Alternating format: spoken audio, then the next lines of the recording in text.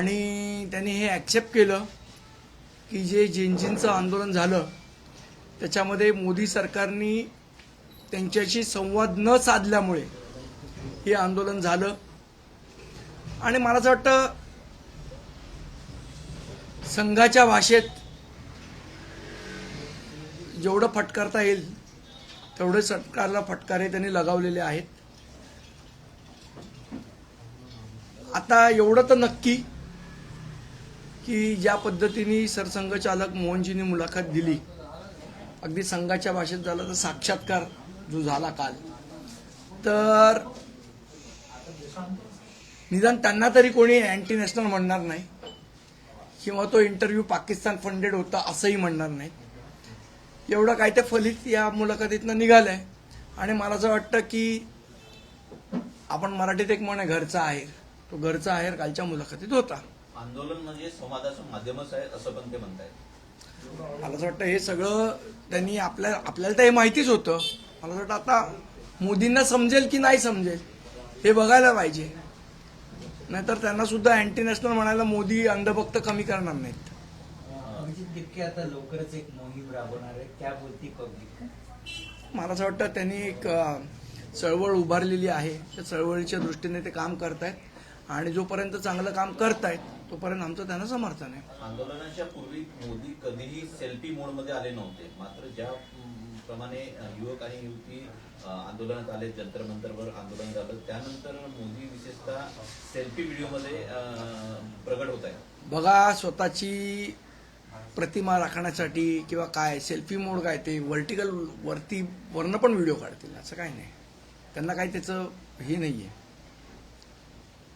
ज्या प्रकारे पण काल ज्या प्रकारे जे सगळं युवकांचं भागवतांनी घेतलेलं आहे, नाही, त्यांनी सरकारला थोडे खडे बोल सुनावले, पण त्यांनी मोदीजींना प्रोटेक्ट पण करण्याचा प्रयत्न केला असं त्या मुलाखतीतनं दिसतं. त्यामुळे मला असं वाटतं ठीक आहे, म्हणजे आता तो त्यांना ते करावंच लागेल प्रोटेक्ट. अगदीच मोदींना डिसोन करून चालणार नाही त्यांना, पण डिसोन करण्याच्या प्रक्रियेला मला असं वाटतं कालची मुलाखती सुरुवात होती.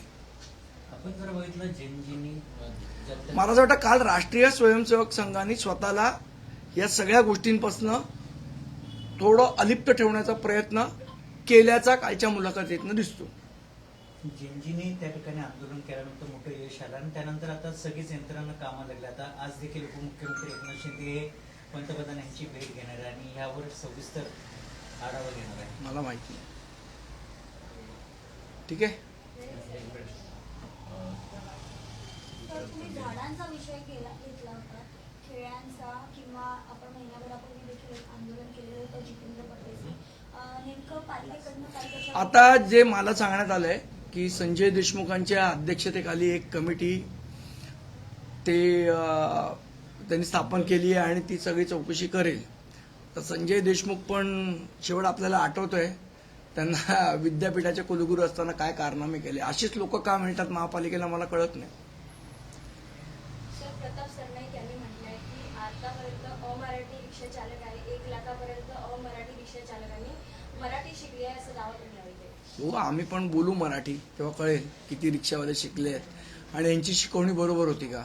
15 तारखेपासून 17 तारखेला कार्यक्रम घेऊन त्यानंतर ते मोहीम राबवणार आहे. या मोहिमेमध्ये पण जर लोकांना जुजबी मराठी बोलता आलं नाही तर त्यांच्यावर कारवाई केली जाणार आहे असं ते म्हणतात. मुळात काय माहितीये का, मला असं वाटतं जुजबी मराठी सगळ्यांना येतं आणि सगळेजण बोलू शकतात, पण न बोलण्याचा जो माज आहे तो उतरतो की नाही त्या 15 तारखेनंतर बघायला लागेल.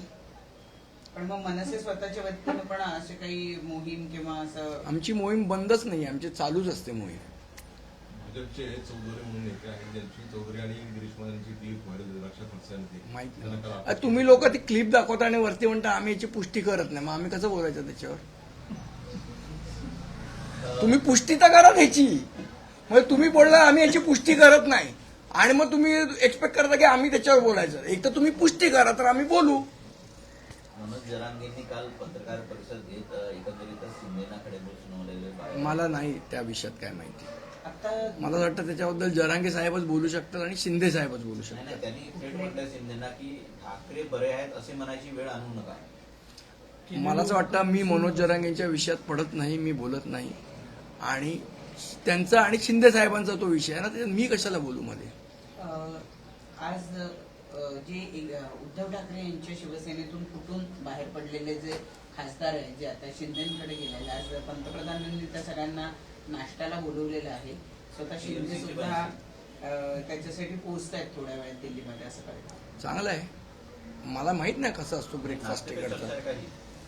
तर मला असं वाटतं हे सगळं करण्यापेक्षा एकदा पत्रकार परिषद घ्यावी पंतप्रधानांनी. ज्या दिवशी घेतील त्या दिवशी आम्ही आकाशात आतषबाजी करू, फटाके खूप वाजवू, खूप फटाके वाजवू. पत्रकार परिषद की आभासी पद्धती? नाही नाही, प्रत्यक्षात पत्रकार परिषद आता आपली चालली आहे ना, तशी ज्या दिवशी पंतप्रधान घेतील त्या दिवशी मला असं वाटतं देशात